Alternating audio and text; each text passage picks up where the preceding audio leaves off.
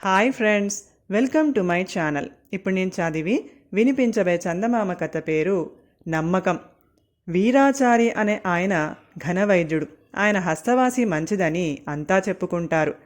దళప్ప అనేవాడు వైద్యం నేర్చుకునేందుకు ఆయన వద్ద శిష్యుడిగా చేరాడు. గురువు ప్రతిభ చూస్తే వాడికి అంతటి వాణ్ణి కావడం సాధ్యమా అని భయంగాను అసూయగాను ఉండేది. ఇలా ఉండగా ఆ గ్రామంలోనూ చుట్టుపక్కల కొత్త రకం జబ్బు మొదలైంది. అది వచ్చిన వారికి ఆకలి దప్పులు నశించి అన్నహితువు పోయి క్రమంగా క్షీణించిపోతున్నారు. అందువల్ల ఆ చిత్రమైన జబ్బుకు క్షీణరోగం అన్న పేరు వచ్చింది. ఈ క్షీణరోగ నివారణకు వీరాచారి వద్ద మందులేవీ లేవు. ఆయన 4 రోజుల పాటు ఎంతో కృషి చేసి వైద్య గ్రంథాలన్నీ తిరిగేసి మొత్తం మీద అలాంటి లక్షణాలకు నివారణోపాయం తెలుసుకున్నాడు. అందుకు కావలసిన మూలికలన్నీ దళప్పను సేకరించమన్నాడు. దళప్ప మూలికలు సేకరించేటప్పుడు అటువంటివే వేరే మూలికలను కూడా సేకరించి వేరే ఉంచాడు. గురువు ఆధ్వర్యంలో మందు తయారు చేసి గుళికలను చేశాక వాటిని జాడీలో నింపాడు. కానీ గురువుకు తెలియకుండా తను తెచ్చిన వేరే మూలికలను ఉపయోగించి మరొక రకం గుళికలు తయారు చేశాడు. ఇంతవరకు వచ్చాక మర్నాడు వాడు వీరాచారితో, గురువర్య, క్షీణరోగం చాలా ప్రాంతాలకు వ్యాపించి ఉంది. మీకు నేను గుళికలు చేసి ఉంచాను. వీటిని ఎలా చేయాలో నాకు తెలిసింది కాబట్టి నేను వైద్యం చేసి ప్రజలను క్షీణరోగం నుంచి కాపాడగలను. ఇప్పుడు వైద్యం ప్రారంభిస్తే నా కోసం వచ్చే రోగుల సంఖ్య ఎక్కువగా ఉంటుంది. మంచి పేరు వస్తుంది. తమరి దీవెనలు కావాలి అన్నాడు. అందుకు వీరాచారి తల అడ్డంగా ఊపి, వైద్యం తెలియడం వేరు, చేయడం వేరు. నువ్వింకా సంవత్సరం పాటు నా వద్ద ఉంటే తప్ప స్వంతంగా వైద్యం చేయలేవు. అప్పుడైనా ముందుగా చిన్న చిన్న జబ్బులతో ప్రారంభించాలి. క్షీణరోగం ఎంతో ప్రమాదకరమైంది. మందు తెలిసినంత మాత్రాన అంత కఠినమైన జబ్బుకు వైద్యం ప్రారంభిస్తూ వైద్యుడిగా నువ్వు మంచి పేరు తెచ్చుకోలేవు అని చెప్పాడు. దళప్ప గురువు మాటలను కాదనలేదు. కానీ క్షీణరోగం ప్రబలంగా ఉండడం వల్ల వైద్య వృత్తి ప్రారంభించడానికి అదే అపూర్వ అవకాశమని, మళ్ళీ ఇలాంటి అవకాశం రాదని ప్రాధేయపడ్డాడు. వీరాచారి వాడి మీద జాలిపడి, అయితే సరే, నువ్వు పొరుగురు గ్రామంలో వైద్య వృత్తి ప్రారంభించు. క్షీణరోగానికి మనం చేసిన గుళికల వల్ల రోగికి మొదటి రోజు భరించలేని బాధ కలుగుతుంది. ఆ విషయం ముందుగా హెచ్చరిస్తే రోగి భయపడతాడు కాబట్టి చెప్పకూడదు. రోగి బాధ భరించలేకపోతే మందు మార్చుతున్నానని చెప్పి మళ్ళీ అదే మందివ్వాలి. రోగికి 10 రోజుల పాటు రకరకాల బాధలు రావచ్చు. అయినా రోగిని తృప్తిపరచడానికి మందు మారుస్తున్నట్టు అబద్ధం చెబుతూ అవే గుళికలు ఇస్తూ ఉండాలి. 2 వారాల్లో వ్యాధి తప్పక నయం అవుతుంది. అయితే అంతకాలం నేర్పుగా ఓర్పుగా రోగులను ఆకట్టుకోవాలి అంటూ చిట్కాలు చెప్పాడు. ఈ వింత వ్యాధికి మందు ఉన్నా కొత్త వైద్యులు రోగులను ఆకట్టుకోవడం కష్టం. అందుకని దళప్ప ఒక ఉపాయం పన్నాడు. వాడు బయలుదేరే ముందు అసలు గుళికలను తను తీసుకొని నకిలీ గుళికలను గురువు వద్ద ఉంచాడు. నకిలీ గుళికల వల్ల రోగులకు వ్యాధి నయం కాదు. అందువల్ల ఆయనకు చెడ్డ పేరు వస్తుంది. క్రమంగా తనకు మంచి పేరు వస్తుంది. ఇలా ఆలోచించిన దళప్ప పొరుగురు చేరుకొని క్షీణరోగ నిపుణుడిగా తనకై తాను చెప్పుకొని వైద్యం ప్రారంభించాడు. ఆ ఊళ్ళో ఆ జబ్బుతో బాధపడుతున్న వాళ్ళు 100 మందికి పైగా ఉన్నారు. కానీ వాళ్లల్లో 2 మాత్రం దళప్ప వద్దకు వైద్యం కోసం వచ్చారు. వాడు ఇచ్చిన గుళికలు మింగగానే మర్నాటికల్లా 2రికీ భరించలేనంతగా కడుపు నొప్పి వచ్చింది.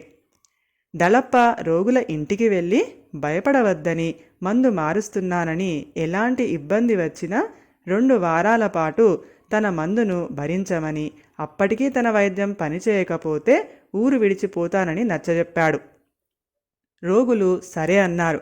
కానీ రోజుకొక రకంగా వాళ్ళు బాధపడుతూ ఉంటే ఇంకెవ్వరూ దళప్ప వద్దకు వైద్యానికి రాలేదు. ఈలోగా పొరుగురి వీరాచారి క్షీణరోగానికి వైద్యం ప్రారంభించినట్టు ఆ ఊరుకు కబురు చేరింది. వెంటనే కొందరు వీరాచారి దగ్గరకు ప్రయాణమైతే దళప్ప వాళ్ళను వారిస్తూ, ఆ వీరాచారికి కూడా క్షీణరోగం విషయంలో మాత్రం నాకంటే ఎక్కువ తెలియదు. అక్కడకు వెళ్ళినా ప్రయోజనం ఉండదు అని చెప్పి చూశాడు. అయినా వీరాచారి వద్దకు వెళ్ళదలిచిన వాళ్ళు వెళ్ళనే వెళ్ళారు. రోగం నయం కాకపోతే వాళ్లకే బుద్ధి వస్తుంది అని దళప్ప తనలో తాను నవ్వుకొని గుళికల విషయంలో తను చేసిన పనికి మనసులోనే మురిసిపోయాడు. అయితే వాడు ఊహించిన దానికి భిన్నంగా 4 రోజుల్లోనే వీరాచారి వద్దకు వెళ్ళిన వాళ్ళు క్షేమంగా తిరిగి వచ్చారు. వాళ్లకు జబ్బు 3 రోజుల్లోనే పూర్తిగా తగ్గిపోయిందంట. శరీరంలో ఎలాంటి బాధ కలగలేదట. ఇది చూసి అంతవరకు దళప్పతో వైద్యం చేయించుకుంటున్న వాళ్ళు కూడా తమకు కాస్త గుణం కనిపిస్తున్నా పట్టించుకోకుండా వీరాచారి వద్దకు వెళ్ళిపోయారు. ఇలా జరుగుతుందని ఊహించని దళప్ప కోపం పట్టలేక తను బయలుదేరి వీరాచారి ఇంటికి వెళ్ళాడు. ఆ సమయంలో వీరాచారి ఇల్లు రోగులతో కిటకిటలాడుతూ ఉండడం వల్ల దళప్పకు ఆయనతో మాట్లాడడం సాధ్యపడలేదు. బాగా చీకటి పడే వరకు వేచి ఉండి రోగులందరూ వెళ్ళిపోయాక వాడు గురువును పలకరించి, తమరు నాకు చాలా అన్యాయం చేశారు అన్నాడు. వీరాచారి ఆశ్చర్యపడి దళప్పతో, నేను నీకు అన్యాయం చేశానా? ఏం అన్యాయం చేశాను అని అడిగాడు. క్షీణరోగం తగ్గడానికి 2 వారాలు పట్టే మందు నాకు చెప్పారు.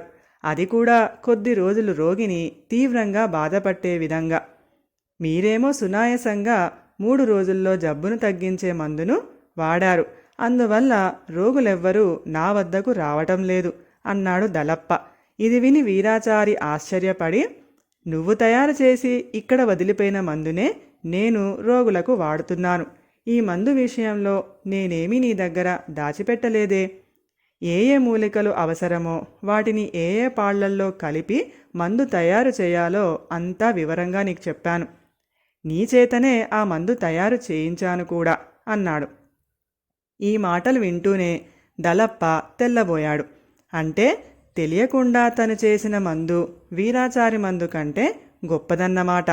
వీరాచారి వైద్య గ్రంథాలు క్షుణ్ణంగా పరిశీలించి తెలుసుకున్న మందు కంటే తన ఊహకు తట్టిన మందు ఇంకా గొప్పదన్నమాట.